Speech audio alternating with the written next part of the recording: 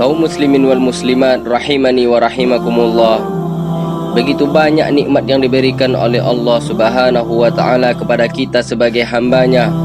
Allah taala memberikan bumi dan langit ini untuk kita, memberikan segala isi yang ada di antaranya, mulai itu dari buah-buahan, tumbuh-tumbuhan, hewan ternak, semuanya sebagai nikmat untuk kita diberikan oleh Allah Subhanahu wa taala.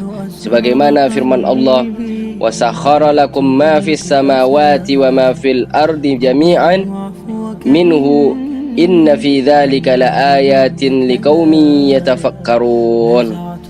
Dan dia telah menundukkan apa-apa yang ada di langit dan di bumi semuanya sebagai rahmat darinya kepadamu. Dan yang demikian itu terdapat tanda-tanda keesaan Allah, kekuasaan Allah bagi orang-orang yang berfikir.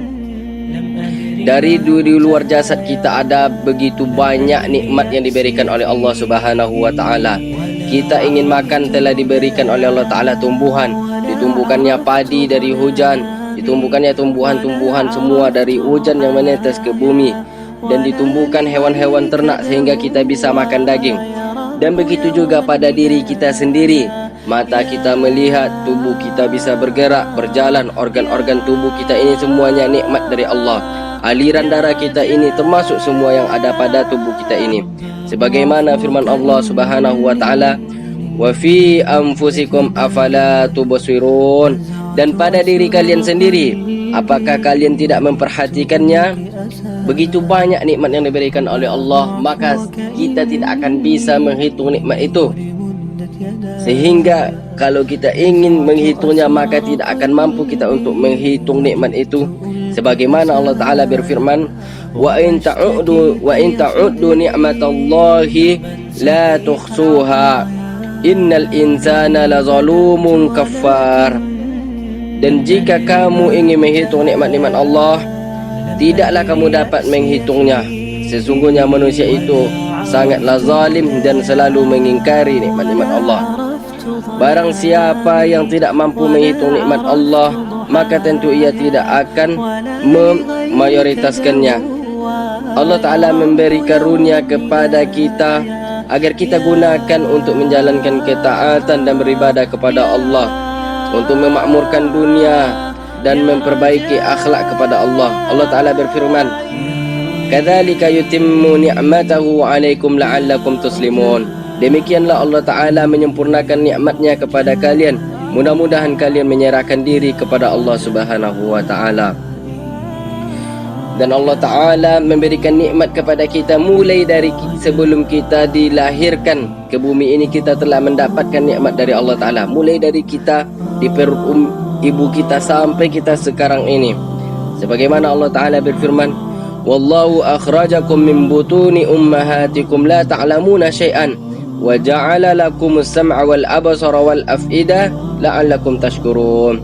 Dan Allah telah mengeluarkan kalian dari perut-perut ibu kalian, dan kalian tidak mengetahui sesuatu pun pada saat itu. Wa ja'ala lakumus sam'a, dan Allah menjadikan untuk kalian pendengaran, wal absara, dan penglihatan, wal af'idah, dan hati, la'allakum tashkurun, agar kalian bisa bersyukur.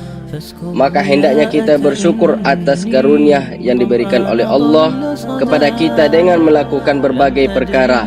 Yang pertama, dengan mencintai sang pemberi karunia, yaitu Allah Subhanahu wa Ta'ala. Yang kedua, tunduk kepada Allah yang maha suci atas karunia-Nya, disertai keyakinan hati bahwasannya seluruh nikmat adalah semata-mata karunia pemberian Allah Subhanahu wa Ta'ala. Yang ketiga, memuji Rabb dengan lisan dan menyebut karunia-karunia-Nya tersebut. Yang keempat, menerima karunia tersebut dengan menunjukkan kemiskinan dan kefakiran kita kepada Allah.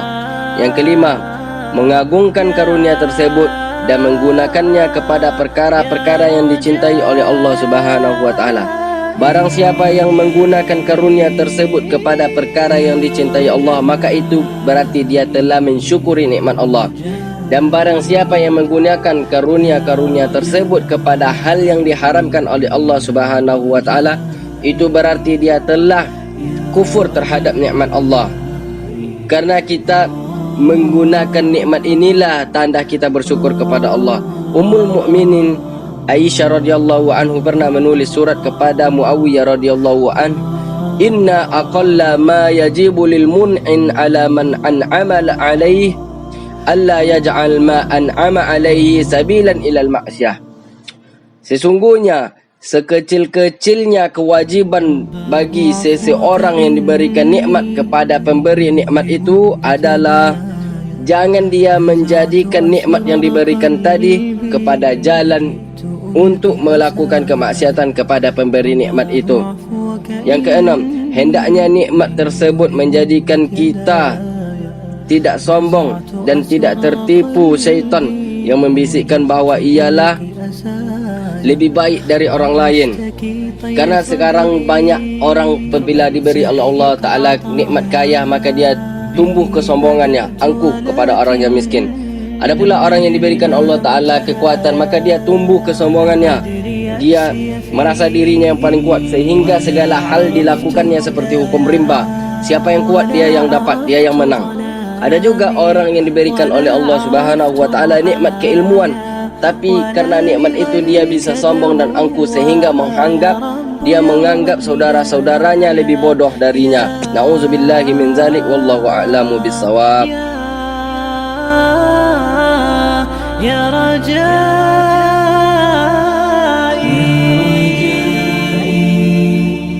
ya Rajai,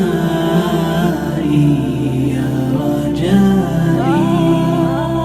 ya Rajai, ya Rajai, ya Rajai.